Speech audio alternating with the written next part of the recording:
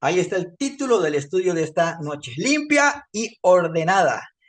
Muy bien, voy a darles un par de ejemplos, a ver qué opinan ustedes. Imagínense que lo invitan a comer, no, nos invitan a comer a una casa y cuando llegamos encontramos una casa limpia, pero limpia, limpia, limpia, completamente limpia, ordenada, ni una mica de polvo. Se ve pero perfecta la casa, bien limpia, bien ordenadita, hasta huele delicioso en la casa. Y una casa maravillosa, completamente ordenada, completamente limpia, bien pulidito todo, bien sacudido todo, todo bien puesto en su lugar, ordenado. Hasta dan ganas de quedarse ahí. Una casa maravillosa. Pero oímos de un pronto a otro que el esposo le dice a la esposa, apúrate con la comida, vagabunda. Y la esposa le contesta de la cocina, si no ayuda no pida nada, muerto de hambre. Y uno ahí en la casa, sentado, oyendo. Y entra el hijo, como Pedro por su casa, en su propia casa, entra el hijo y el papá lo receta, donde va entrando, ¡pa! Y le pega un manazo. Se saluda primero.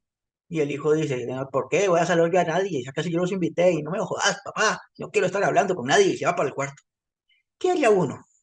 ¿Cómo se sentiría uno en esa casa? La casa está limpia, ordenada, lindísima la casa, pero el ambiente como que, upa, y esta familia como que, upa, tal vez aguantemos y nos quedemos a comer. Pero otra invitación difícilmente la vamos a aceptar. Llegar a una casa muy limpia, ordenada, pero con una familia así, como que no, como que no. Démosle vuelta.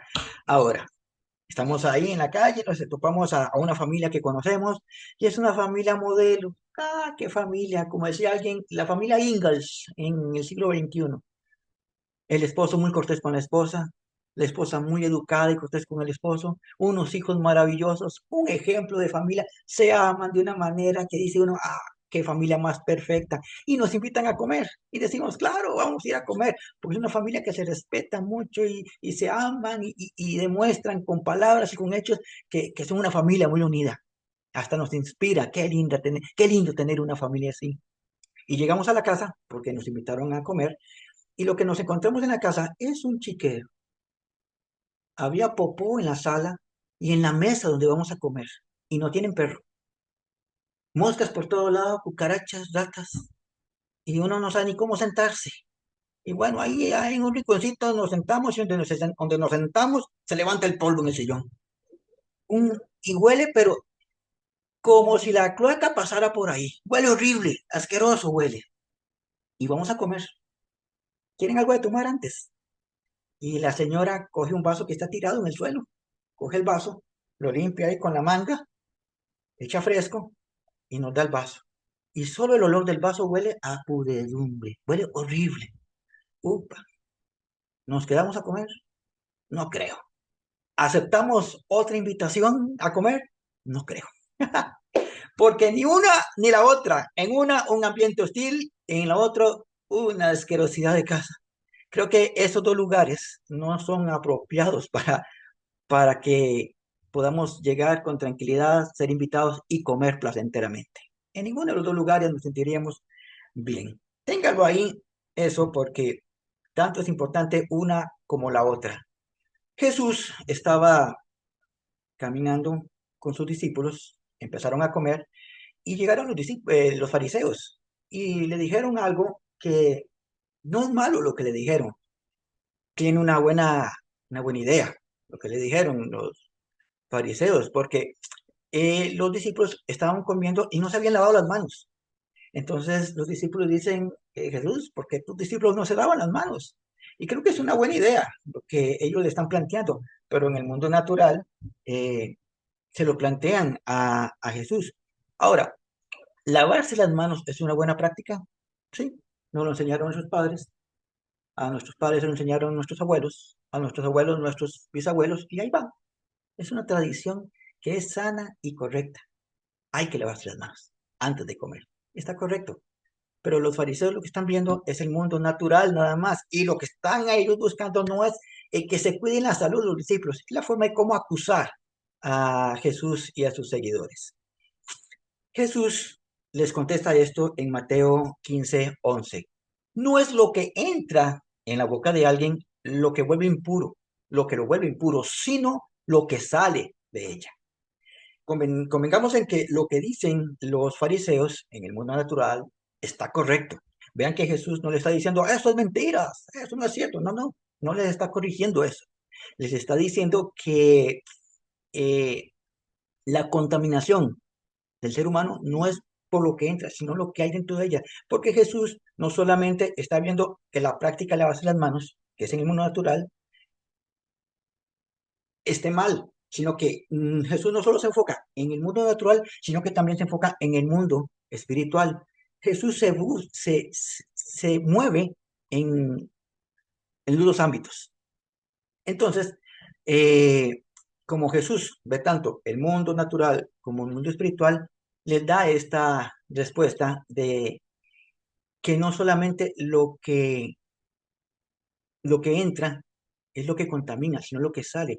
Porque Jesús les dice a ellos, no les discute sobre el asunto de la base de manos, le dice, hipócritas, Jesús directo, hipócritas, porque ustedes están enseñando esto, que no está mal, está correcto, pero ¿por qué no enseñan también que deben honrar a los padres?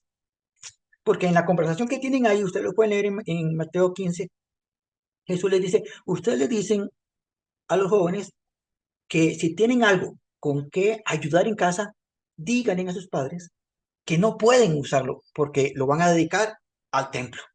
En otras palabras, puedo ayudar en casa, pero voy a ayudar al templo y no a la casa. O sea, deshonran a los padres. Entonces, Jesús ve el mundo natural y ve el mundo espiritual. Está correcto. Está correcto lo de lavarse las manos. Lo que no está correcto es que solo enseñen parte y no enseñen todo. Porque si enseñan esto, también enseñen a ellos que tienen que honrar a sus padres. Jesús, en otra conversación que tuvo con los fariseos, les dijo esta frase: es necesario hacer esto sin dejar de hacer lo otro. Porque otra vez los fariseos vienen hablando acá de sus enseñanzas y no están hablando de que deben diezmar. Y es correcto, si uno dice, ¿es malo diezmar? No, al contrario, es bíblico y debemos de hacerlo. Hablan de que tienen que diezmar la menta, el anís, el comino, los fariseos. Y Jesús no les discute, no les dice que eso está mal, no, es correcto. Si nos vamos a nuestra actualidad y decimos, ¿es correcto diezmar o no? Y claro que es correcto diezmar, la Biblia lo enseña. Y los que lo hacemos tenemos el testimonio de la bendición que es confiar nuestras finanzas a un Dios que nos provee de todo. Entonces está correcto y Jesús no les discute eso, pero les dice acá otra vez, el problema es la hipocresía. Enseñan una parte, pero no enseñan todo. Está bien que enseñen el diezmo, dice Jesús, pero también recuérdense de enseñar sobre la justicia, la misericordia y la fidelidad a Dios. Porque el asunto es que los fariseos enseñaban solo lo que les convenía a ellos, aunque tenían el conocimiento, enseñaban solo lo que les convenía y los que era beneficioso para ellos, y no enseñaban todo en concreto. Y les pongo en el cuadro acá, las enseñanzas a medias se convierten en mentiras completas. Téngalo ahí también eso, porque lo vamos a analizar. Las enseñanzas a medias se convierten en mentiras completas.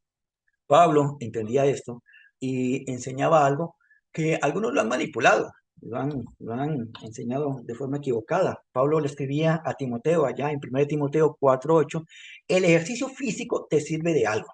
En la versión Reina Valera dice, de poco aprovecha. Pero una vida dedicada a Dios te trae bendiciones, tanto para la vida presente como para la del mundo venidero. Algunos dicen que es malo dedicar tiempo al ejercicio, que eso es vanidad, que ir a un gimnasio, hasta catalogan de pecado ir a un gimnasio. Yo no soy de ir a gimnasios, pero sí soy de los que animo a hacer ejercicio a las personas, salir a correr, practicar un deporte, el que sea. Es bueno, porque usted y yo tenemos que tener claro que tenemos que honrar este cuerpo, que es templo del Espíritu Santo, viendo la parte natural, pero también tenemos que ver la parte espiritual. Pablo no está diciendo que es malo hacer ejercicio, dice que te sirve de algo. No es que no sirve de nada, de algo te sirve. Aquí en la tierra de algo te sirve. Entonces es bueno hacer ejercicio, pero también tenemos que no solamente honrar nuestro cuerpo, no nos vamos al extremo y se dedican solamente a cultivar el cuerpo y se olvidan de esta otra parte que es dedicar nuestra vida a Dios. Debemos honrar nuestro cuerpo, pero también debemos honrar a nuestro Dios. Dijo Jesús, hay que hacer esto sin dejar de hacer lo otro, que es lo que está enseñando Pablo acá. Ahora, les pongo en el cuadro acá las enseñanzas bíblicas, ojo, Son enseñanzas completas para vivir bien en esos tiempos y para estar presentes en lo venidero de la eternidad. Veamos, eh, cuando estudiamos la Biblia, si nos dedicamos solamente a un versículo sin el contexto, puede que tengamos una enseñanza errónea y por enseñanzas erróneas a medias es que se han levantado doctrinas falsas o malas interpretaciones. La Biblia no se lee y se analiza un solo versículo sin entender el contexto de lo que se está hablando y mucho menos sin entender el contexto bíblico de lo que está enseñando. Entonces, las enseñanzas bíblicas son enseñanzas completas que usted y yo debemos aprovechar. Y cuando hablamos de que hay que disfrutar la salvación, recuerden lo que hemos dicho en varias oportunidades, el pastor lo ha mencionado también, la salvación no se disfruta cuando estemos en el cielo eternamente. Se disfruta desde ya, desde el momento que aceptamos a Cristo. Tenemos que vivir bien la vida ahora. Hay personas que, vamos a ver, eh, son salvas porque aceptaron a Jesús, creen en Dios y obedecen a Dios, pero llevan una vida muy complicada. Y es que, vamos a ver, que me dé a entender, se llevan la enseñanza bíblica al ámbito espiritual y se les olvida el ámbito natural. Ustedes y yo tenemos que alimentar el espíritu, pero también tenemos que tomar las enseñanzas bíblicas que son para la actualidad. Les doy un ejemplo con un par de textos. Proverbios 22, 6 y 7. Ojo el verso 6. Enseña al niño a ser honesto y cuando sea adulto no dejará de serlo. ¿Qué está enseñando este texto? Está hablando de la honestidad. Perfectamente podremos usar, instruye al niño en tu camino. Vamos a la parte espiritual. Pero aquí está hablando de ser honestos. No está hablando de algo que digamos, es espiritual, sí, pero no lo separamos del área natural. Aquí estamos hablando de algo natural que se aplica a lo espiritual. No lo estamos separando. Jesús miraba lo espiritual y lo natural. Estaba atento a los dos ámbitos. Así tenemos que ser usted y yo. Porque si nos ubicamos solo en la parte natural, podemos decir, es una buena enseñanza, ser honestos y educar a nuestros hijos a ser honestos. Bueno, conozco muchas personas honestas, pero no son salvas, porque no reconocen a un Dios, no quieren aceptar a Jesús y viven sus vidas de una buena forma. Son honestas, pero el asunto es que hacen a un lado a Dios. Entonces, una enseñanza solamente en el ámbito natural no es correcta para nosotros. Y si nos vamos solamente al ámbito natural y solo aplicamos lo espiritual y se nos olvida la honestidad, conozco personas que declaran ser cristianas y la honestidad a veces se pone en tela de duda. Y lo digo por lo que puedo experimentar con personas cristianas que conozco en el trabajo, eh, al menos que han trabajado, han pasado por ahí, han declarado ser cristianos y dice uno, no puede ser, mejor no diga que es cristiano, por lo que hace. Me doy a entender. Nos ubicamos en el ámbito espiritual y en el ámbito natural. Así enseña la palabra. Es bueno hacer esto, dijo Jesús, sin dejar de hacer lo otro. Vean el verso 6. El pobre es esclavo del rico. El que pide dinero prestado se convierte en servidor del que le presta. ¿Qué está enseñando ahí? Que si pide prestado va a perder la salvación. No está enseñando eso. Que el que pide prestado está pecando. No está enseñando eso. Es un consejo a no pedir prestado. Ahora, si pidió prestado, bueno, y asuma y salga adelante. Conozco personas cristianas, aman a Dios, sirven a Dios, pero tienen tantas deudas que no son felices. No disfrutan la vida porque tienen tantas deudas, tienen ese área tan comprometido que apenas y con ayuda logran salir quincena en quincena. ¿Están pecando? ¿Se van al infierno por eso? No, no siguieron un consejo bíblico. En el ámbito natural, el consejo bíblico en el ámbito natural es no pida prestado. Ahora, no vamos a entrar en un tema aquí ideológico, entonces sí o no, pero no, es solamente que hay consejos en la Biblia que ubican en el ámbito natural y no hay que espiritualizarlos, pero tampoco hay que ubicarlo en el ámbito espiritual e ignorar el ámbito natural. La Biblia está hecha de parte de Dios para nosotros para vivir bien en este mundo y en esta sociedad con todo lo que implica y saber que lo que estamos viviendo acá, vamos a cosecharlo acá, en el ámbito natural. pero tenemos una repercusión eterna con nuestros actos. Ámbito natural, ámbito espiritual. Voy hilando fino. Volvemos a lo que decía Jesús. No es lo que entra en la boca de alguien lo que lo vuelve impuro, sino lo que sale de ella. Lo tomamos en el ámbito espiritual y lo podemos tomar en el ámbito natural. Ahora, nosotros tenemos que tener una vida que se vea bien, que se vea agradable, que las personas gusten estar con nosotros, pero que también dentro de nosotros el Espíritu Santo se sienta a gusto dentro de nosotros. No solamente desear o querer verse bien y aparentar estar bien, que me vean que soy un buen cristiano, que me vean que yo llevo la Biblia a la iglesia o que la leo, que me vean que soy muy honesto en el trabajo, que me vean, pero que por dentro sea todo lo contrario. Vamos hilando fino, que nos vean por dentro sea todo lo contrario. Porque no solamente, oigan esto, no solamente es verse bien, sino tener una vida ordenada, una vida ordenada. Nos vemos bien por fuera y tenemos que estar bien por dentro. Tenemos luchas, tenemos tentaciones, tenemos caídas, nos levantamos, eso no, no, no entra en discusión. Estamos caídos, que estamos en guerra, estamos batallando y todos estamos lidiando, pero nuestra vida tiene que verse bien por fuera y verse bien por dentro. Las personas de afuera no ven nuestra vida por dentro, pero Dios sí ve nuestra vida por dentro. Entonces, ¿cómo está nuestra vida por dentro? ¿Es el reflejo de nuestra vida por fuera?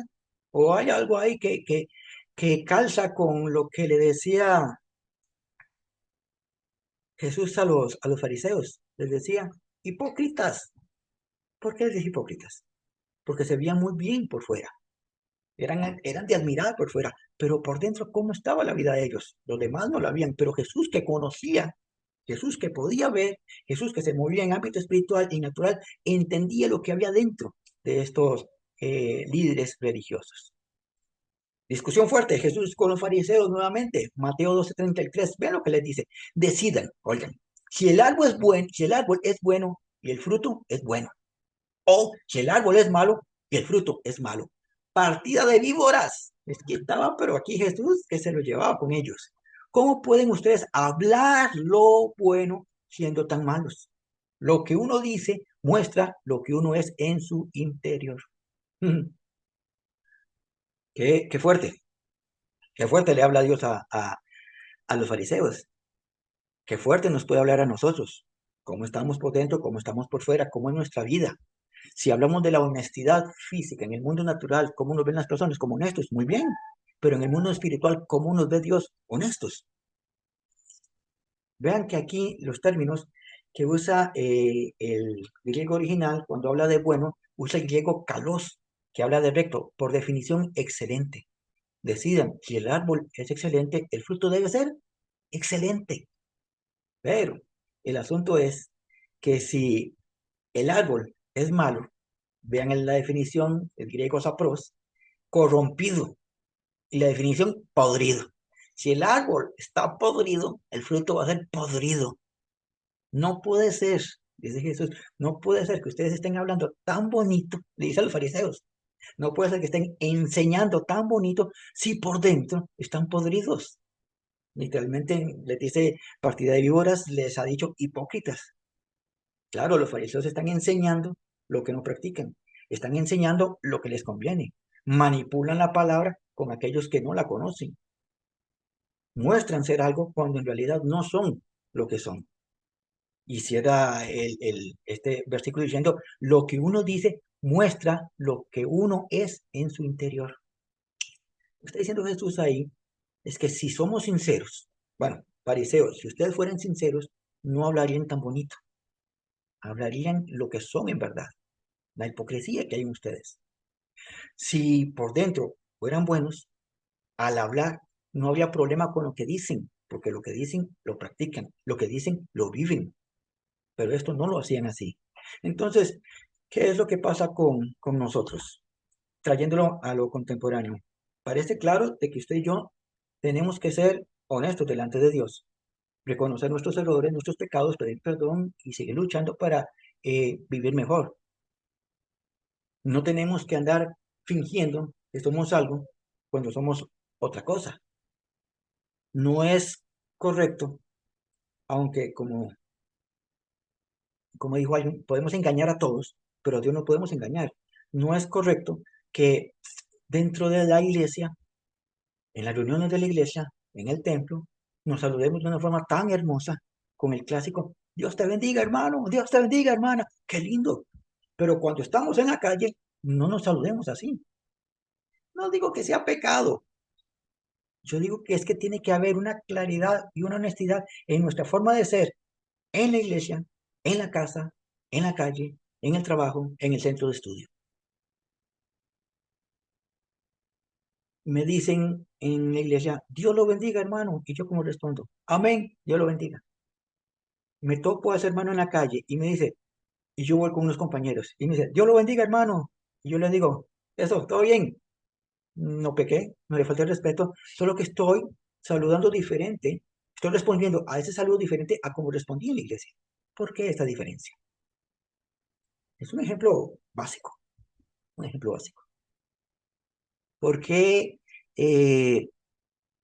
dicen en la iglesia una frase ahí, no sé, este, Dios, que Dios los bendiga, dice el pastor, y nosotros decimos amén en la predicación.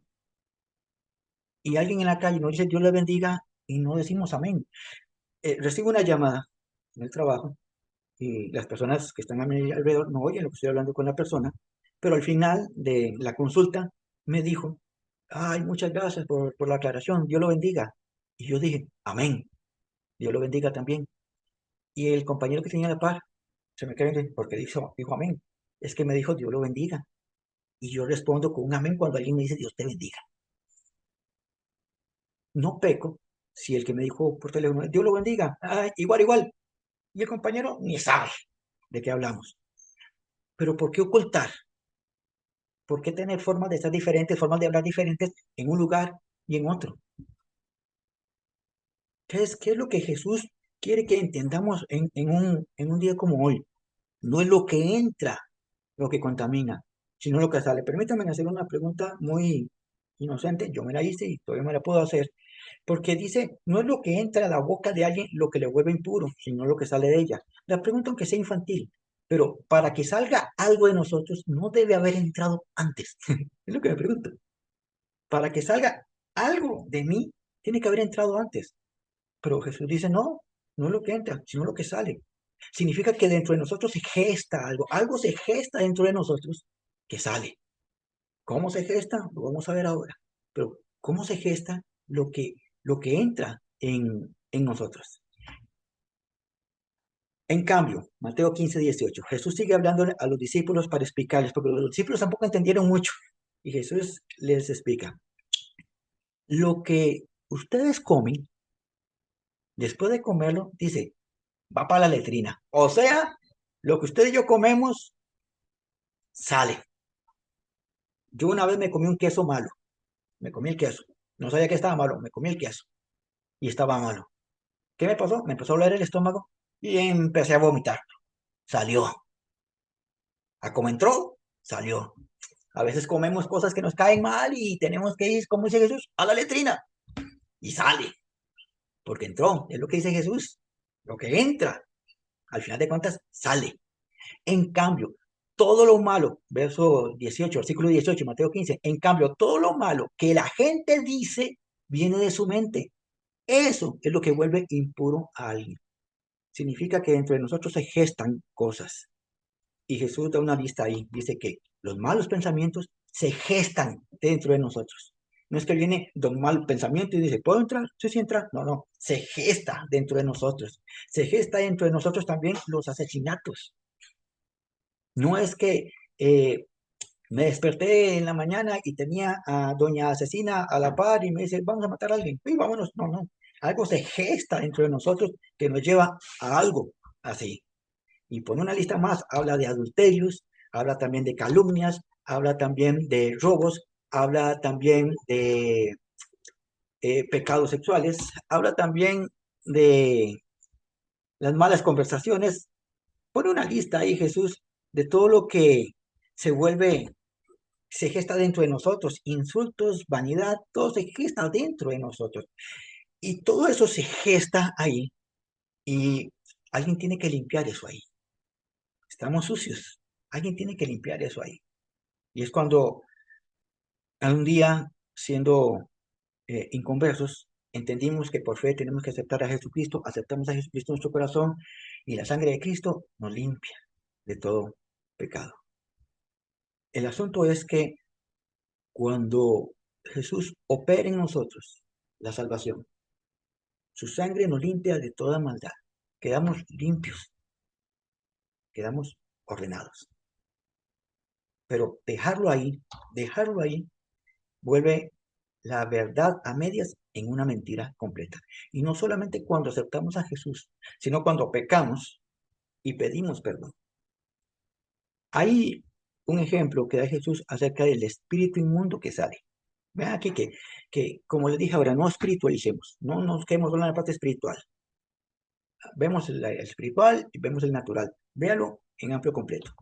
Mateo 12, del 43 al 45. Cuando un espíritu inmundo sale de una persona, pasa por lugares secos, busca dónde quedarse a descansar, pero no encuentra nada. Entonces el espíritu dice, voy a volver a la casa de donde salí. Al llegar se da cuenta que está desocupada, limpia y ordenada. Entonces va y trae otros 7 espíritus, peores que él, y se van a vivir allí. Al final esa persona queda peor de lo que estaba antes. ¿Qué es lo que pasa ahí? Que nuestra vida, cuando aceptamos a Jesús, está limpia y ordenada. Si nos quedamos ahí, empiezan los problemas, porque vean que el texto recalca, desocupada, limpia y ordenada. Para que quede más claro, este término desocupar que viene ahí en el griego es el griego jolazo, que quiere decir ocuparse en. Lo que estaba diciendo ahí el texto es que encuentra la vida de este hombre limpia, ordenada y ocupada en. El asunto es ahí, el meollo del asunto es ocupado en qué, para que pueda entrar él con otros 7 a disfrutar de una casa limpia y ordenada. ¿En qué estaba ocupado? La definición en el diccionario griego dice que jolazo es estar de vacaciones, dedicarse a uno mismo por completo, todo egocéntrico, o estar vacante, para que entre el que quiere entrar. Este es el problema de cuando enseñamos las cosas a medias. Jesús dijo, es necesario esto sin dejar de hacer lo otro. ¿Qué son enseñanzas a medias? Cuando alguien acepta a Jesús y dejarlo ahí, nada más. ¿Cuántas personas hemos escuchado que hacen una oración de fe? Aceptaron a Jesús y ahora la vemos peor a como estaban. Es porque le dijeron una verdad a medias. Acepta a Jesús y ya está. No hay nada más que hacer. Todo está bien. Para el cielo. Limpio. Listo. No haga nada. No. Es una verdad a medias que se vuelve una mentira completa. Usted y yo aceptamos a Jesús, somos salvos por gracia. Pero de aquí en adelante, ¿qué empezamos a hacer? A estudiar a quién aceptamos en el corazón. ¿A quién hemos dedicado nuestra vida? ¿O a quién vamos a empezar a dedicar nuestra vida? ¿Cuáles son los pasos a seguir? Después de aceptar a Jesús, mi amado, si usted ha experimentado hacer que una persona, guiado por Dios, por el Espíritu Santo, acepte a Jesucristo y sea salvo, no lo deje ahí. Hay que enseñarle cuáles son los pasos a seguir. Muchas personas han hecho la oración de fe y se van y listo. Y el asunto se pone peor. ¿Por qué? Porque le dijeron una verdad a medias. Aceptó a Jesús, ya eres salvo, listo. Pero no le enseñaron todo lo que implica aceptar a Jesús. ¿Recuerdan aquella frase? Aceptamos a Jesús como nuestro Señor y Salvador. Pero muchos se quedan aceptando a Jesús como Salvador, pero no como Señor. No hay obediencia, no hay entrega, no hay búsqueda, no hay conocimiento. Y entonces son fácil de engañar, fácil de tentar y fácil de apartarse. Igual cuando pedimos perdón. Hemos pecado, todos hemos pecado. Y en el momento que hemos pecado, llegamos delante de Dios y le pedimos perdón. Y le pedimos que la sangre de Cristo nos limpie de esta maldad. Y Dios nos perdona, Jesús nos limpia. Y nos quedamos ahí, ya, eso es todo, es lo que tenía que hacer. No es cierto. Si usted y yo tenemos una lucha concurrente con alguna debilidad, le pedimos perdón, pero seguimos trabajando en esa área para ser menos tentados. Empezar a trabajar, empezar a estudiar lo que dice la palabra acerca de esta tentación. ¿Qué es lo que tengo que hacer? ¿Qué es lo que no tengo que hacer? ¿Qué tengo que hacer o qué tengo que dejar de hacer? ¿Dónde debo ir o dónde debo dejar de ir? Y empiezo a trabajar ahí. Porque si solamente le pido perdón a Dios y ya está, pero vuelvo a pecar en lo mismo, vengo y le pido perdón y ya está, y sigo en esa jugadera, es como tomar de juguete a Dios. Digo, mi hermana el martes de pasado, peco y peco, ¿cómo es?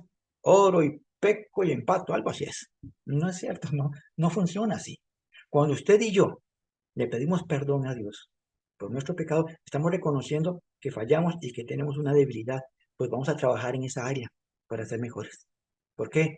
Porque si usted y yo no trabajamos en esa área, si usted y yo nos dedicamos a otra cosa, es probable que nuestra casa esté limpia y ordenada y ocupada y no en lo que debemos de estar ocupados.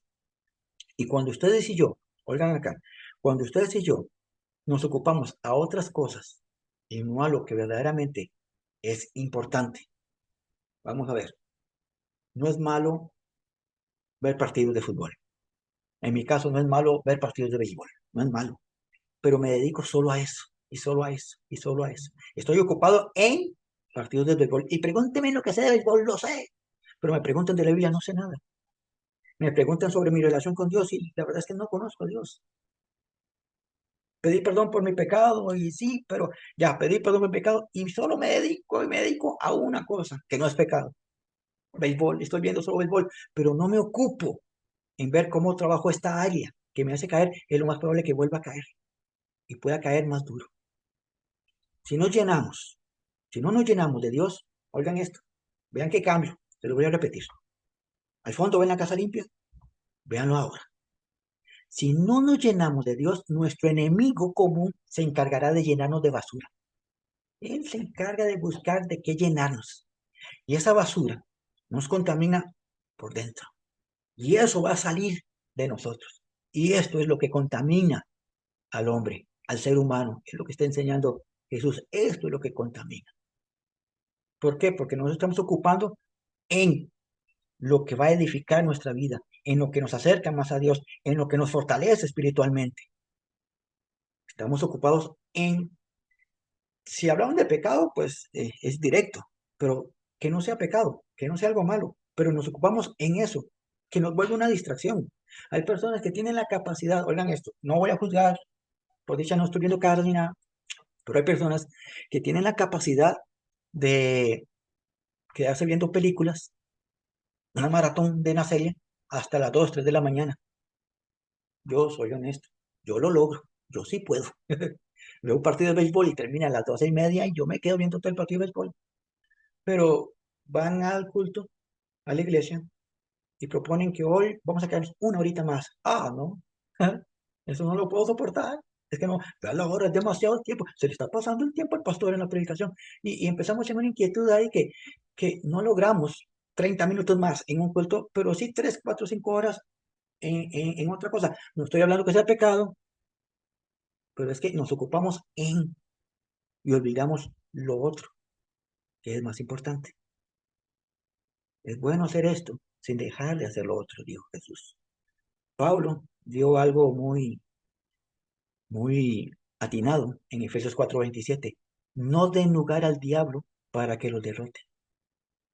El enemigo, nuestro enemigo común, está esperando cualquier momento para poder atacar y derribarnos. Y si usted y yo estamos ocupados, insisto, no en algo que sea pecado, y estamos ocupados en algo que nos está distrayendo, que está consumiendo nuestro tiempo, el diablo se aprovechará de eso. ¿Para qué? Para que sigamos en esa distracción y no vea por dónde viene el ataque. Viene la tentación y otra vez, ¡pum!, al suelo.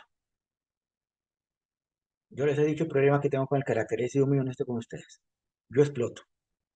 Y yo busco la forma de tratar de evitar esos roces, evitar esos conflictos, para no carbonearme. Pero si estoy distraído, cuando me doy cuenta estoy en una discusión que no tiene validez, y pum, exploté, ah, Señor, perdón, pequé, y tal vez el Espíritu me estaba gritando, aléjate de ahí, no te quedes ahí, no hables ese tema, apártate, pero estoy distraído. Tenemos que estar atentos a lo que el Espíritu nos enseña a nuestro alrededor para nosotros no darle oportunidad al diablo que nos derrote. El texto de traducción en el original griego, véanlo como lo dice, me gusta, porque dice, no le concedan, o sea, somos nosotros, no es obligado. El diablo es muy astuto, pero somos nosotros, no le concedan oportunidad. Y dice al calumniador, ¿qué le busca el diablo? El diablo no busca que hablen mal de Elmer, que anden diciendo, yo, que Elmer es un chichoso. No, no le interesa eso al diablo. El diablo quiere calumniar a la iglesia de Cristo. No van a decir, oh, Elmer que es chichoso. No, van a decir, ah, y este que es cristiano. Vean qué boca. Ese que es cristiano, vean qué reacción. Pero ¿qué va a hacer? El diablo usa calumniar a la iglesia de Cristo y nosotros nos prestamos cuando le concedemos al enemigo que nos alimente la mente, nos alimente el corazón de basura, que empieza a gestar dentro de nosotros la maldad que va a surgir, la maldad que va a salir de nosotros, lo que contamina al ser humano. Voy cerrando, voy cerrando. Les escribo acá. Pidamos perdón, oigan esto, pidamos perdón cuando hemos pecado y dejemos que la sangre de Jesús nos limpie de toda esa maldad que brota dentro de nosotros que nos contamina. Y luego, seguido, de inmediato, busquemos llenarnos de lo que nos edifica y hagamos cada día, y hagámoslo cada día para que una vez limpios seamos llenos del Espíritu Santo. Ah, me doy a entender. No nos quedemos con las verdades a medias. No nos quedemos solamente en el ámbito natural, cuando usted y yo también pertenecemos al ámbito espiritual. Y no nos quedemos en el ámbito espiritual, cuando también usted y yo pertenecemos al ámbito natural.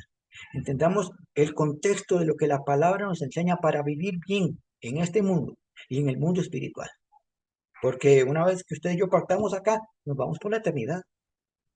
Pero mientras estemos acá, tenemos que lidiar en un mundo natural con un mundo espiritual. Entonces, seamos de los que no simplemente están como una casa limpia y ordenada, sino ocupada en lo que nos edifica, ocupada en lo que nos acerca a Dios, ocupada en lo que nos alimenta el conocimiento de Dios y lo llevamos a la práctica en nuestra vida. ¿De qué vale tener un montón de estudios dentro de nosotros? Y tengo como 500 estudios que he llevado.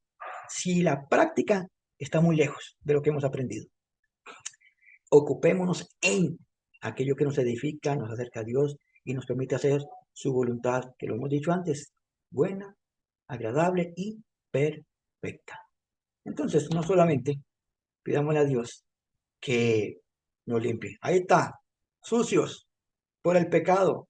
Perdón, en el nombre de Jesús, límpiame con tu sangre bendita. Y viene la obra de Jesús y nos limpia.